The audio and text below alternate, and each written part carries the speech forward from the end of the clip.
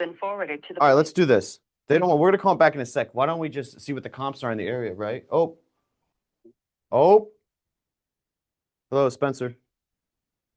Hey, Spencer, David Ben, I saw and missed your call. Hey, yeah, Dave. I just want to talk to you about that 1033 Berry Hill Road property you have. Yeah, absolutely. Is it still available? It is, but we do have a couple offers that are pretty strong. Okay. But what can I tell you about it? Did you see the OM? I saw a little bit of it, but it says it's 100% lease. Is that correct?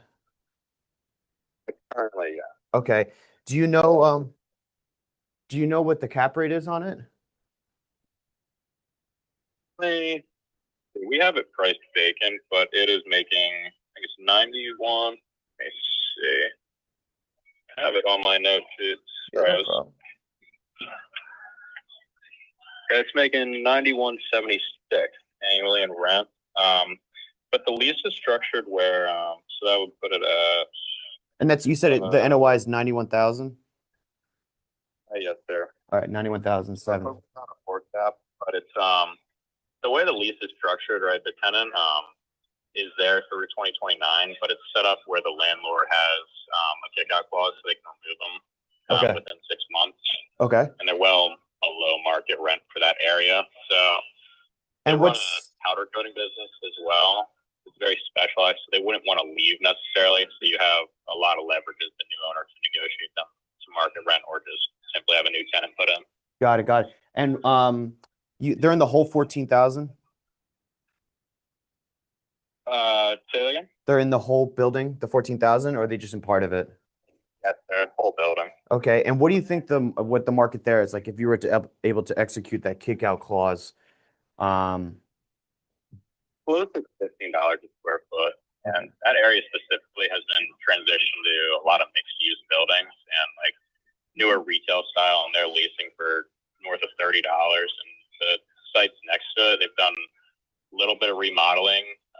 They bought it in 2022, and it's worth. I think they're selling it at $300 a square foot, and we're priced at $160. Yeah. Okay. So you're to sell here. You're basically pricing it at the upside here, basically, right?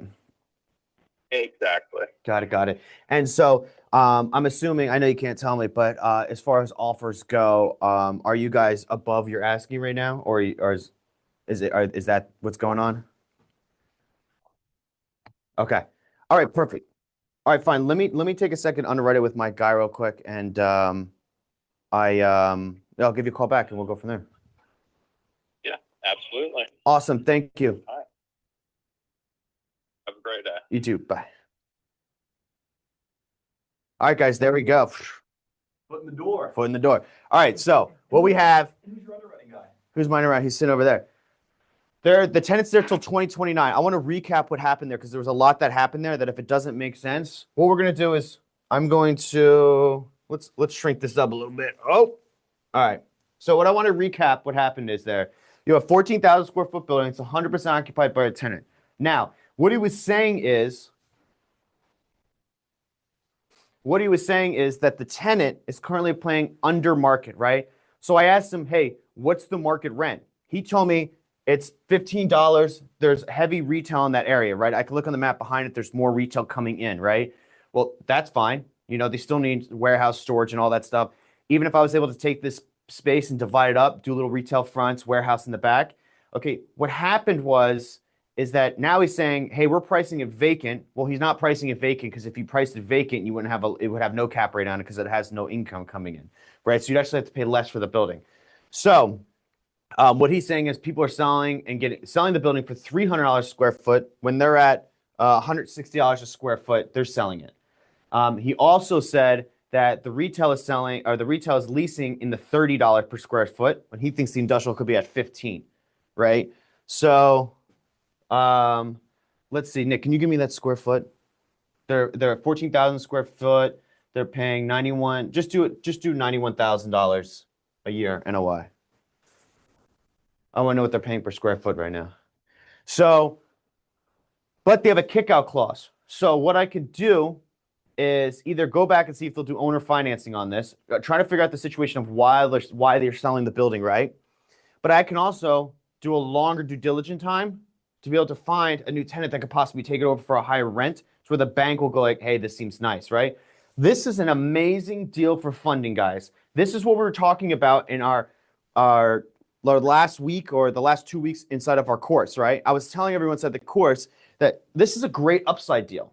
Why is this a great upside deal?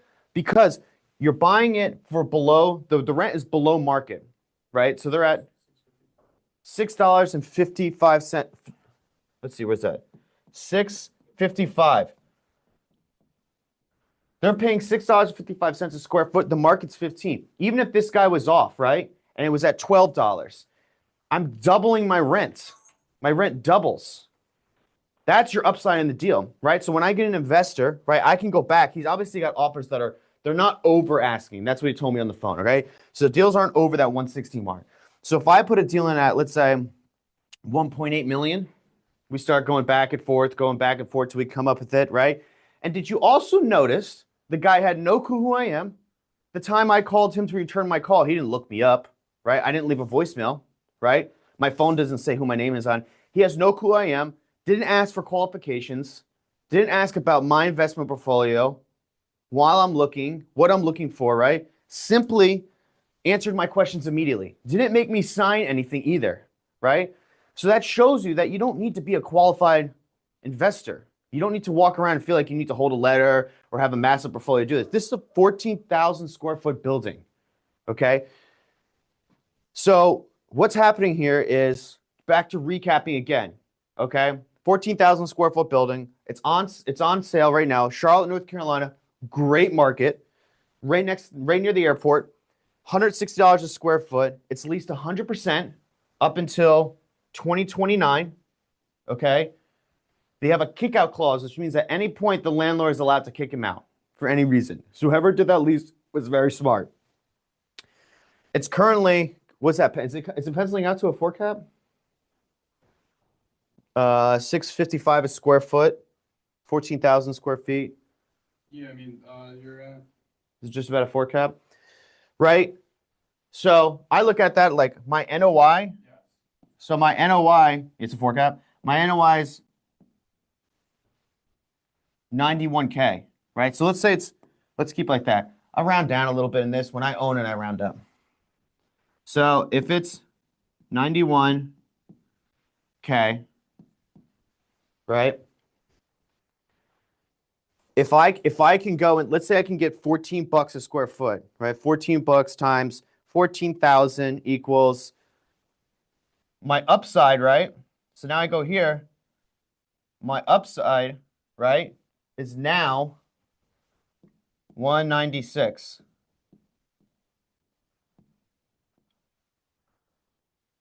Okay, that's the difference. That's what's happening, right? So I went from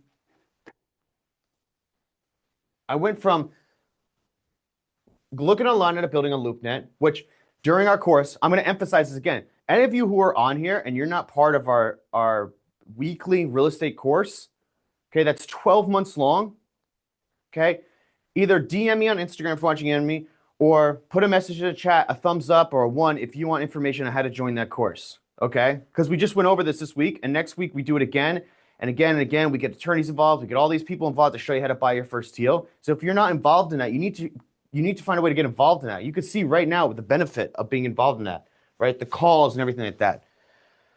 So, but what I have right now, here's my perfect upside in that deal, right? Okay, my upside, my long-term upside is I'm going to go into the deal to 4 cap. Okay, now I'm going to recapture. I'm going to double my income. Okay, and I have until 2029 to do that. So what that means is from, let's say I buy the deal now in 2026, 6, 7, 8, 9, right? So I have 4 years to get to that level while the tenant is still paying rent until 2029. So I have time to get 4 years to find a new tenant and a new lease to come in here and tell, hey, by the way, I'm going to go back to this tenant when I buy it and say, hey, Smith Machine Company, I'm going to kick you out in 2029, or I'm going to kick you out anytime. I'm going to put the property for lease, and I'm going to go find a tenant that's going to pay me $15 a square foot. You're paying me $655. So how about you and I work something out? and we'll do stages. Maybe you come back and go, hey, pay me $12 a square foot. And over time, I'm going to get you in the next 2-3 years, $215. That way, you're not going to get kicked out. You can still run your operation. You keep moving and moving. Okay. On the backside of that, my investors are going like, wow, our distributions used to be small. Now they're bigger, bigger, bigger, right? And then maybe I get it to this level. Okay. And then I go put it on the market. Let's say we can close this at 2.2 million. All right. That is, how much is that's due to 14,000 square feet. 157. Okay. Now do that with our new rent number, right? Our new rent number is 196. You mean not cap rate? I want to know what I could sell it for if my income is now 196. Right. So I'm buying the property for $157 a square foot, guys. Okay. And my current NOI is 91K. All right. So the property's making this much. That's what it's doing, right? Now I'm going to restabilize the property. So now what I'm going to do is I'm going to get stabilized, right? I'm going to go and I'm going to lease it for 196. 196K, right? Okay. So now I've gone from this. Okay. From there to there. So 4.2. So now I'm going to put the property on for sale at 4.2 million. Okay. That's the difference. That's the difference in just this one deal I happen to find right here on the phone on the video with you guys, right? So I've created $2 million more in equity on a property. Okay. This deal is great. This is a great deal to get into. Okay. What I would do is I would come into here, I would go ravish up a couple buddies of mine and say, hey guys, I think I could pick this property off for just about 2 million, a little over 2 million. Okay. Go get a bunch of guys, come in, try to do this deal cash. If I can't do this deal cash, I'm going to go to the bank and show them the upside here. Okay. I'm going to put some more money in so the bank can give me the other 50%. Okay. Try to leverage the bank as much as I can. The bank is free money. Okay. We want to remember the bank's free money. Right. But this is a great deal to get involved with a couple people. All right. Well, where am I going to get $2 million? Where am I going to get all that? Well, I'm not going to show you on here because my my course, my 12-month course, we show you how to do it on there. All right. We show you how to do it on there, and I ain't giving it away for free. But what I do want to show you is, okay, is that you can do this. Okay. I can go and do this deal today. Okay. I can go and do this deal right now. All right. I know how to present this to my investors because all the upside is in here. There's plenty of upside in here. Okay? Not only that, but now I could take what I have going on here. All right? Now what I could take going on in here is I can either go and sell the asset for this amount, right? So I can go and either sell it and take my $2 million, right? Maybe $1.8 million or whatever after closing, $1.9 million. I could go take that money and I could go buy another asset. Okay. Now I have almost $2 million as a down payment, right? Now I have almost $2 million as a down payment. Now I'm going to look at $5, $6, $7, $8 million buildings. All right. Does that make sense? I could probably go look at a $10 million building because I'm going to put in $2 million and I'm going to raise another $3 or $4 million on the investor side. Okay. So the other thing you could do is you could just refi it, right? I can go in and refi this property. So I can go back and say, hey, I doubled my NOI, right?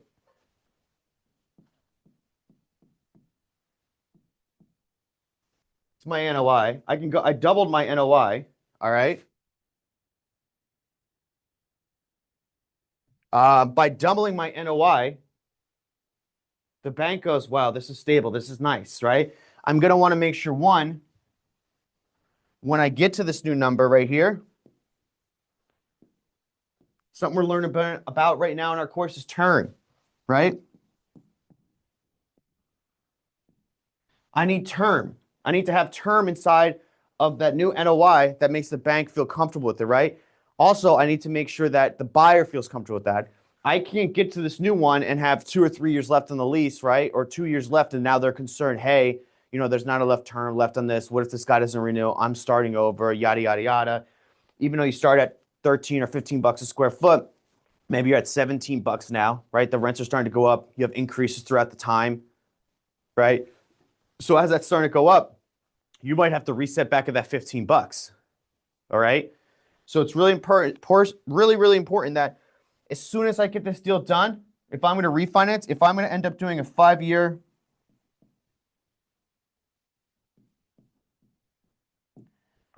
lease, if I'm going to end up doing that 5-year lease, I immediately, right? I'm immediately going to go to that bank.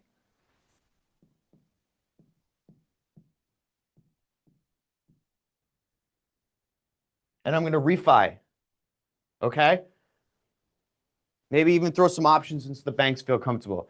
Pull out some of my equity. By the way, when you refi, that money you get back is 100% yours with no tax. Okay? You're refinancing your own money. So that $2 million, right?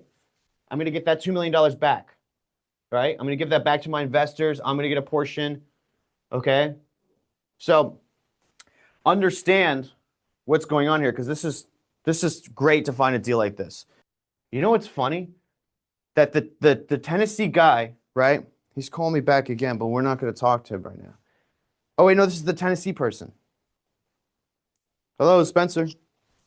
Hey, Spencer, this is Amanda Bell with At Home Realty. How are you? Good. How you doing? Good. Good. Give you a call back about the property in Ashland City on Main Street. Yes. Give me one sec to get my pad of paper out. So that's the 10,000 square foot one, right? It is. Okay. So is it vacant or is it leased? It is occupied owner. Occupied owner. Oh, so is he planning on staying in there when it sells? No. Okay. Okay. So it's going to be vacant. The sale will be vacant. Oh. Okay. And so tell me, in that area, what do you see as the rental rates? It just varies, to be quite honest with you. So this particular property is a little bit of a rarity right now. So we're pretty much at maximum capacity unless they start doing some rezoning on commercial properties like this or industrial properties, which this one is not zoned industrial, but it has a light manufacturing use at the moment. Got it. So with that being said, you also have the ability to, in my opinion, to make more money by dividing it up. The floor plan that it has would be great to have 2 different tenants, one on each side. Yeah. I even tried to get my owner, I'm a rare agent, I tried to get him to not sell it, just keep it and lease it out. But he didn't want to do that. But so it just depends if you lease it as a whole or if you lease it individually or, each side. But with that being said, also, you have the ability to kind of fluctuate on some of the rents because there's not really anything available and there's a lot of people trying to move our way. Got it. Got it. So what do you think? This is a $15 or $10 market? $10. $10? Okay. Okay. Perfect. And what was the ceiling height in there? Ceiling height in there. You gotta call him today to verify the ceiling height because I had somebody else asking me about that, but I will find out for you. All right, perfect. Fine. Let me do this. What's your email? It's Amanda Bell, BELL, sales, S as in Sam, ELLS.com. Okay, perfect. What I'm going to do is I'm just going to have my underwriting guy just take a look at everything, run some comps, and then see if it works for us. And then I'll shoot you an email back of what we think, if that works for you. Yeah, that would be. All right, awesome. Thank you so much, Amanda. I appreciate you calling me back. You're welcome. All right, bye-bye. Nice. So that's obviously an awful deal. We got our first awful deal back. So she said 10 bucks, which first of all, she's not I'm sorry if anyone knows her, but she's not a very good broker, okay? Typically my program is if you sell me the building, I want you to lease it. But the fact that you don't know your building, right? She didn't tell me how many loading docks there were. It's an industrial building. You didn't tell me, you don't even know the ceiling height. The ceiling height's 15 feet. I could look right on here. I saw it on here. You need to know your market, guys. Okay? if you're going to be the broker on it, you need to know exactly what's up with the space, right? Oh my gosh, so many people trying to get in. You need to know exactly what your space is. So we got it. We got 10. We got a 10,000 square foot building. Insurance $390 a square foot, and it's 10, right? All right, we got all these people coming in. I don't know how to manage it, so it doesn't. All right, but what happened to our other deal before? All right, what was going on with that deal? Right, so she just called. All right, so any of you guys who just missed that, we just did 2 phone calls back to back, okay, where we spoke to a broker of the property that was actually decently underwritten, not so bad. So this is another property in Ashland City, Tennessee. It was 10,000 square feet, it's $390 a square foot. I asked her, what is the rental rate out there, right? You guys, you need to know what your rental rate is, because at this math will never pan out, right? She has this price at what we call a user price. The user's in the building. They're not going to do what's called a lease back, where you buy the building, they're going to lease it back from you, okay? Then you work through the rental rates from there, okay?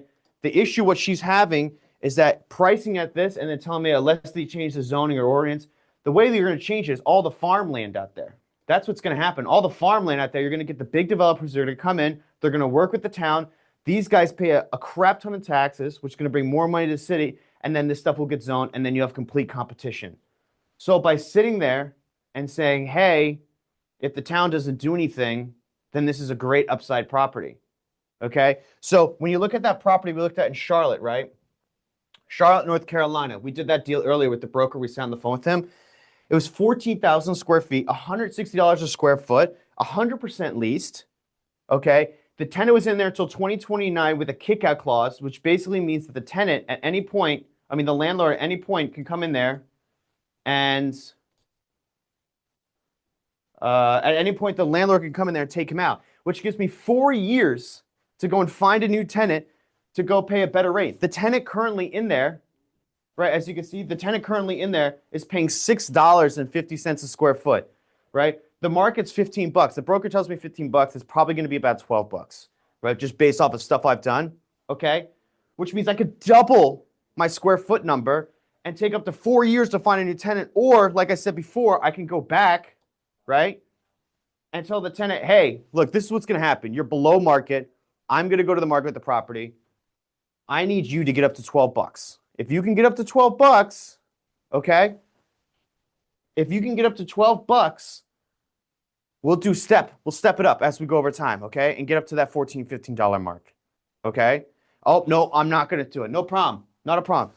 Boom, 4 lease sign, 4 years, I got to find some out clause, okay? Charlotte, North Carolina. Anyone, if you're from North Carolina, great market, all right? I'm in the New Jersey, Lehigh Valley, Pennsylvania market. And by the way, the funny thing about this deal is, guys, we were just underwriting a deal together, another North Carolina deal. Let's see, where was that one?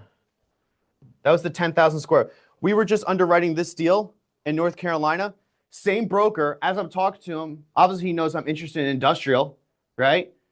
Why doesn't he go, hey, by the way, Spencer, down the street, okay? Funny thing is, down the street, I got another 10,000 square foot building interested in buying it, okay? We just underwrote this deal. I've been trying to find a bad deal, honestly. I've been sitting here trying to find a bad deal, which is weird. But we found our first bad deal. It was the first deal we tried to call. She didn't answer, right? So we just called another broker. In the beginning, he answered. We talked about the other deal. Then we talked about this deal. That broker has 2 deals that today, if you guys want to, anyone who lives in North Carolina, in the Charlotte area, these are 2 amazing deals. And they're nothing ridiculous, right? Like, I'm not finding deals for you guys that are at my level. Right? I'm not going out and find 80, 100, 200,000 square foot. This deal's, what is this deal? 10,112 square feet. The first deal we underwrote was 14,000 square feet. All of these you can totally go get funding for. All right? All of these deals, you can absolutely go out and get a 70% mortgage on, right? Like we talked about over here. I can go out and get a 70% mortgage on. I can go raise my other 30%, okay? This is what I'm talking about. The second deal he didn't tell me about, okay, was 10,000 square feet. It was at a 6.5 cap. It was fully leased, okay? It had 7 years left on the term with 3% increases. So every year I'm getting 3% increases on my rent, which means all of my investors are making 3% more a year on their cash. Okay? For the next 7 years. So the bank says, this is stable for us. We like this, okay? Now my biggest problem is I got to tell the broker I'm not paying 7.5. I got to be at an 8 cap to make this deal work, right? And so then we talked about that again. And so some of you have been on here. I'm just refreshing it again in your head because I want you to understand that the easiest part of this whole thing is the financial portion. The hardest part of this is the deal, okay? Now I go back to the broker. I say, hey, I got to be an 8 cap. My deal is 1634, right? We come back. We get an accepted offer at 17. Okay, it's a little bit under that 8, right? I'm going to go back. I'm going to get my 70% from the bank. That's 119. Okay, I have to find $510,000 to raise, right? I'm going to add an extra 100K into that at 610. Okay, so I'm going to go raise $110,000, right? Raising that capital, right? What's going to happen is now my investors are going to raise the money. I'm going to raise money to go for my closing costs. Okay, again, money not coming out of my pocket still. Okay, I'm going to go find a couple buddies who are going to give me 100 grand each, or a couple people with 25 grand each. Okay, so look, this is at a $1.7 million deal, right? And again, what I want to tell you guys is, what I want to tell you is, I can't give you all the secrets right now because my biggest secrets are part of our 12-month program we've been doing right now. I'm telling you, we got some people part of our 12-month program. We have 150 people part of it. The program is the cheapest program we've ever had. I literally have it in here. If you scroll to the top, it's the cheapest program. You can literally pay monthly. And if you don't like any of my content at the end of the month, you can literally be like, I'm not paying for the next month. I'm out. Tell me another program that doesn't. It's also not $1,000, $2,000, or $3,000 course. Okay? But this week, we went over this in more detail. Week 1, I literally put goals together with you guys. And then in week 2, we went to doing this. Week 3, next week. Again, we meet every single week with me live. Okay? For 12 months, I'm going to be up your butt making sure you go find your first deal. Okay? This week on our course, we had a guy who brought a deal. We underwrote the deal on the course in front of you all. When the course was over, each one's about an hour long. It gets put down. It gets put inside your portal. You can go inside your portal for the rest of your life and find those videos. So every deal you find, you can see, hey, what did Spencer talk about this? Okay? This is a free course right now. I'm doing this live for you guys to show you, one, that this is not hard. And start taking your new year, okay? Take your new year and start putting something in for you want, right? And what you want is an industrial deal. What you want to do is stay away from residential, okay? This market is going through the roof for a certain reason. Can you hit the off on that? Yeah, is there a way to end the... Here, just bring the phone over here. We're giving up, you just slide it off. We're giving too much people on live. We're giving them too much stuff. I'm gonna shut my live off. I don't want anyone else to see this. So guys, what's happening here is, all right, is that I want to show you how to do these deals to where they make sense. Okay? I don't want you to get scared. I don't want you to get, all these people ask for money and do this all crazy stuff. The thing is, the hardest part is finding the deal. Now, I sat on here with you guys for the last hour and 11 minutes showing you 3 deals I found, okay? 3 deals I found where we called the broker. What was the biggest thing you learned from that, right? All you Charlotte people out there, what was the biggest thing? One, them Charlotte people are sweet. Even them Tennessee people. You heard her lady's voice. She was sweet as heck, right? But one of the biggest things is, what are the things the 2 brokers did not do? And what was one mistake I made, which was, hey, what else industrial have? Now, I didn't ask that because I'm not in the spot where I really want to buy anything in Charlotte. But if it was you, the biggest thing you have to remember is, hey, I spoke to that broker. We talked to him earlier, right? And said, hey, thanks for sending that deal over. Do you guys have any other industrial? If I was to say that, he would have brought me this deal too. But instead, I just found it online and everything worked out, okay? You have to be able to speak to these brokers and sound qualified. If you could sound qualified, right? Some of you jumped on and heard me talk to that lady before. I asked some questions you maybe didn't know or you didn't know the terminology.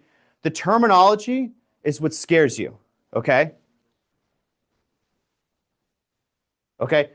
That's the big thing. The terminology is scaring you. Okay. Speaking to brokers and understanding the deal, you learn on the backside. Okay. If I'm going to go out to dinner and I'm going to look at the menu, I'm going to read the menu and go, oh, okay, hey, this is what I want to eat. I'm not going to look at the waiter and be like, man, I don't know what. You know, if you looked at the menu, you understood what you want, you order it and go. As I'm looking at the deal and I'm underwriting it, understanding the deal, right? Any questions I have, I'm now going to go to the broker with. Hey, what's the ceiling height? How many loading docks? Is it occupied? Is it vacant? Oh, it's occupied? Okay, is the tenant plan on staying? Yes? Okay, no, the tenant doesn't. Are they going to do a lease back? It's all the terminology you're going to start to learn that'll make you more confident on the calls, right? The confidence and the ability to understand what you're saying, right, will start to make you more qualified, will make you seem more qualified in the long term, right? All right? So when we talked to that broker and we went through this deal, right, I was able to put together my menu of what I was looking for, right? Then when we talked on that first deal, right, I said, hey, now I got what's going on. The tenant's not staying. They're doing X, Y, and Z. Okay, this makes sense. Now I can ask the questions. Now I understood this deal makes no sense, right? I wouldn't put any money into it, okay? And a lot of times, what I was telling you guys before is one of the biggest things you could do is look in your own backyard. You know the deals in your yard. You know where your industrial sites are, okay? That Tennessee deal, I happened to pick it off because I wanted to show you guys a deal that was not going to work. By the way, that Tennessee deal is in the middle of nowhere, okay? She's telling me things on the phone to make me think, oh man, I better put a price in. I mean, she might as well just told me I have 7 offers coming in today that are well over asking, right? Her talking about zoning and, you know, all this stuff means nothing about the deal when the only, 10,000 square foot warehouse in the middle of farmland, and she's asking for, she wanted like over $300 a square foot for out there. Okay? The deal doesn't make sense, nor does the location. It didn't matter if she gave me that building. There's nothing out there. Okay? And what we talk about in our courses, right, is you can get deal hungry very quickly, but you don't want to lose track of what the long-term goal is, right? Build your portfolio up, right, in the right areas. If my building becomes vacant, all right, I want to be able to fill it again and not be like, man, I bought this building. Remember we talked about that tenant, right? That deal was so good, right? The deal's great. 7-year term left on that tenant, 3% increases. But the biggest issue is, what if that tenant leaves and it's in a crappy market? I got it for an ACAP, but now I'm stuck with this building and I can't do anything with it. All right? So, again, this is why we have to look at our market, right? Are there bridges that are too low? Am I too far away from the highway? Okay? If I'm too far from things, am I away from that truck route? Can the trucks not get in? Is the parking lot messed up? Do I not have enough parking? Is my office ratio off? Okay? All these small things that we're talking about, you learn in our course.